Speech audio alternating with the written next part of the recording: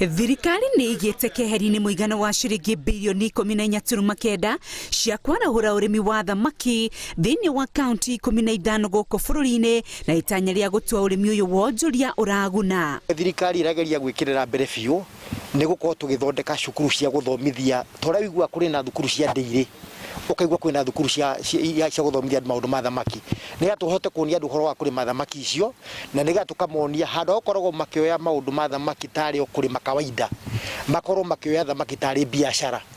Akiaria arĩ mwena wa Sagana kaunti-inĩ ya Kirinyaga, mwandiki mũkaru rũhonge-inĩ rwa ũrĩmi wa thamaki Dr. Francis Owino augĩte harĩ kaunti iria icagũrĩtwo kwambĩrĩria tabarĩra ĩno o kaunti kwamũkĩra mũigana wa ciringi bilioni 1, kaunti ya Kirinyaga ĩrĩ ya mbere kũrugũria tabarĩra ĩno. The ABDB project.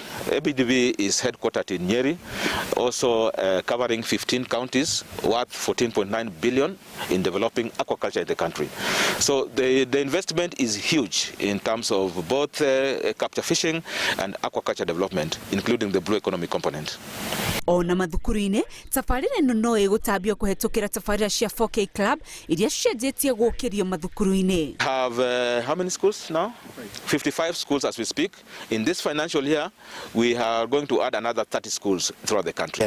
Tũrarĩ thamaki nyingĩ biũ na nĩho bwana PS kũgwetaga kaigati nĩ twageria ku encourage andũ marĩa thamaki biũ. Augĩte rũciũ rwa ũrĩmi rũrũgamĩire ũrĩmi-inĩ wa thamaki gũkũ akĩhinyĩrĩria mũingĩ kũwamũkĩra rĩrĩ mweke ũraringaringa mĩrango. The future of the fishing industry is huge.